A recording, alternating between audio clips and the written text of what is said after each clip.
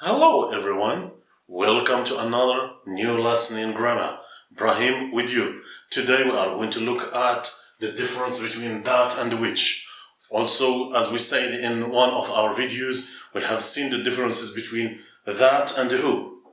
Now we are looking again at another, let's say, problem that some, especially AFL and ASL learners face, which is when to use that and when to use who. Because who or because that can replace who and can replace that. So if you want to check back our video on the difference between which and that, and especially the difference between who and that, now we are going to look at the differences between which and that. So let's start. So which is used for things when the antecedent is things. For example, the book which I read. The book which I read. That is used to refer to a person or a thing. And here is the problem.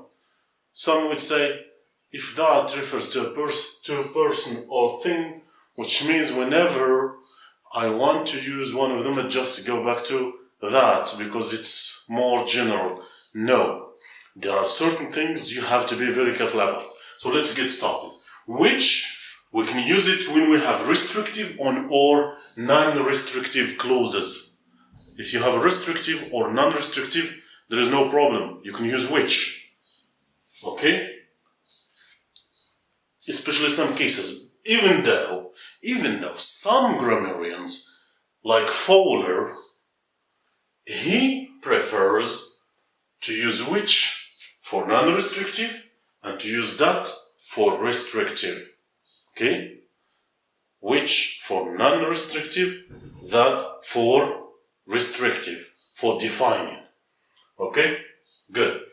But we are going to see for us, as I told you, sometimes it's a kind of choice, but there are elements that you can rely on so as to make your sentences look better and also so that your writing will be accessible to everybody with no troubles. So, it's better to use that in the following. We have certain elements. Remember, if you have non-restrictive clause, non-defining, never use that.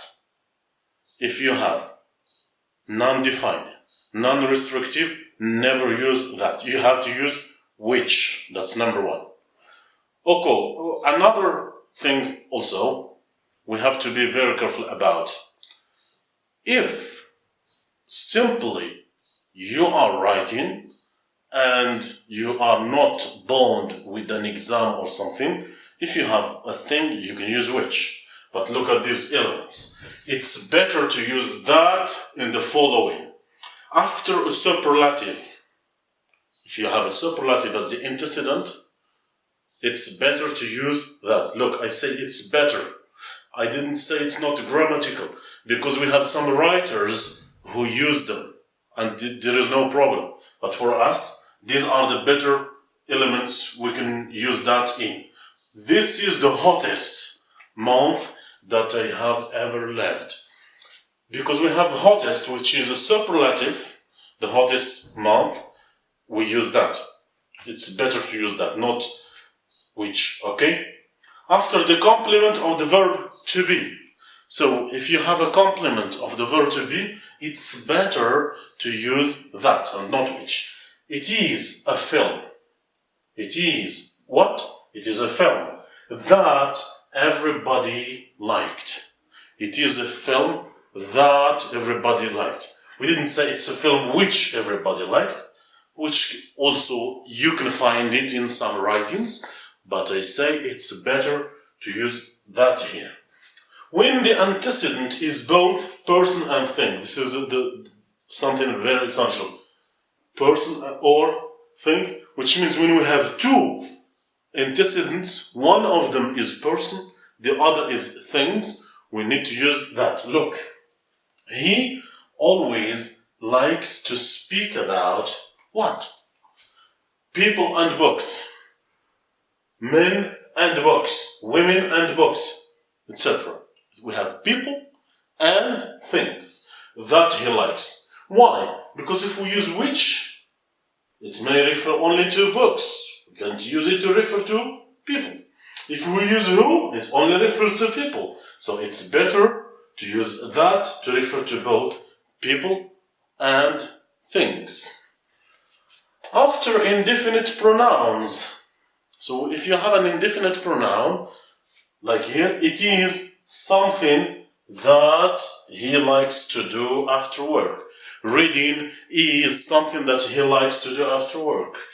Playing games is something that he likes to do after work, etc. So we have something which is an indefinite pronoun. We use that. Again, two important elements. Never use that in a non-restrictive clause. Restrictive clause is something that is essential, very important. If we don't have it in the sentence, we will not understand.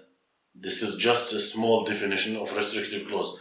But if you have commas, a clause between commas, which means we can remove it altogether and the sentence is not affected, that's non-restrictive or non-defined. We can use which. So these are the differences between which and that. You can check back one of our videos, you can find it here, which speaks about the differences between who and that in order to understand fully the relative pronouns. Also, we have another video about the relative pronouns in general. You can check it also. So thank you for listening. And if you still have questions, don't forget you can write them at the bottom in the comment section. And of course, I will check them later on. Okay? So see you again. And don't forget, like, share, and subscribe. Thank you.